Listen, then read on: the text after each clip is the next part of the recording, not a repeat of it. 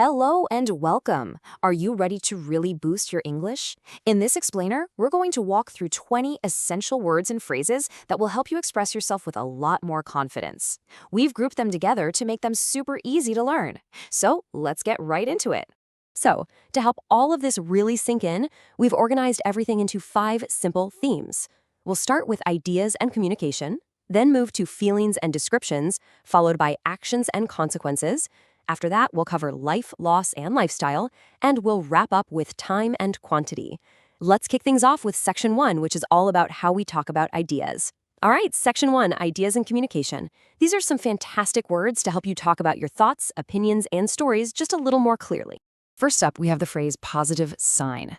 Now, this is exactly what it sounds like. It's some kind of clue or indication that something good is happening or is about to happen. It's a sign of positivity. For example, if you've been sick, feeling just a little bit of energy coming back is a really positive sign that you're getting better. Okay, next, let's look at survey versus poll. People mix these up all the time, but the difference is actually pretty simple. A survey is deep. It asks a lot of detailed questions because it's trying to gather in-depth information. Think of it as asking what and why. A poll, on the other hand, is fast and simple. It's usually just one quick question to get a snapshot of opinion, like, which candidate do you prefer? So, survey for details, poll for a quick opinion. Here's a really useful word family: narrate, narrative, and narrator.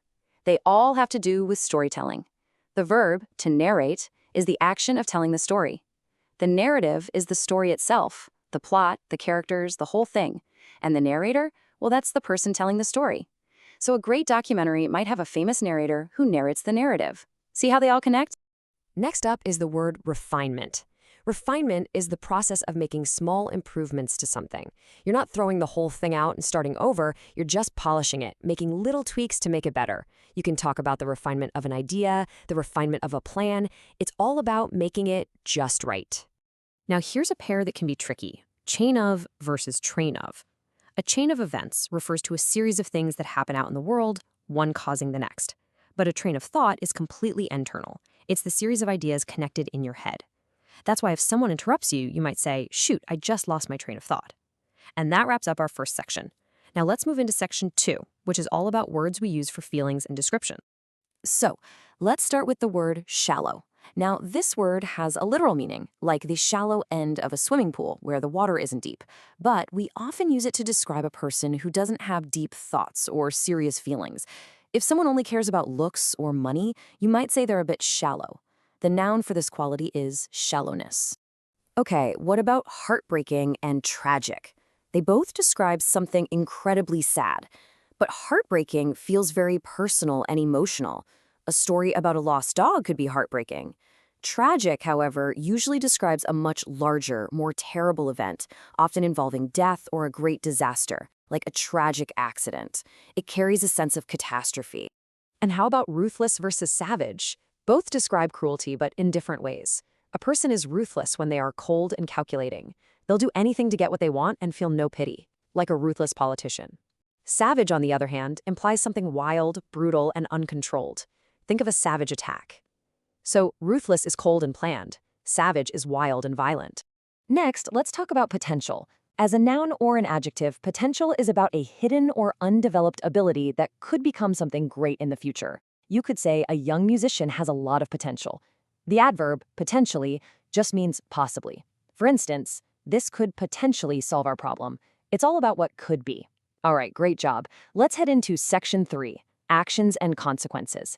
These are words that describe doing things and the results that follow. We're kicking this section off with a big one: anarchy.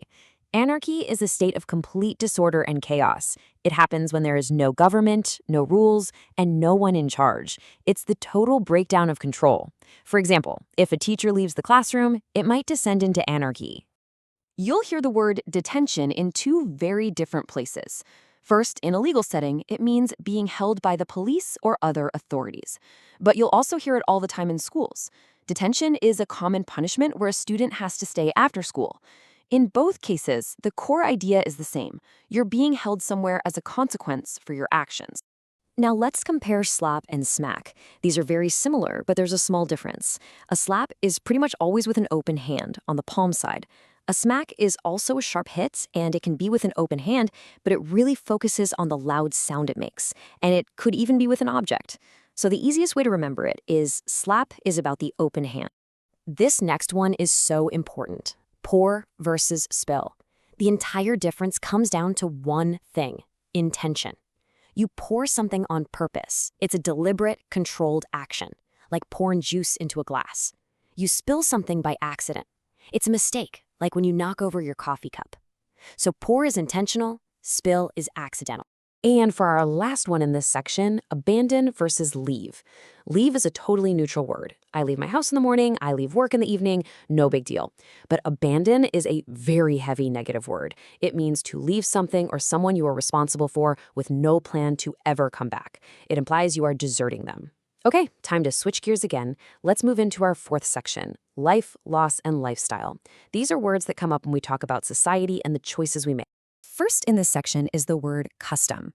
A custom is a tradition or a way of behaving that's shared by a whole group of people, like a society or a culture.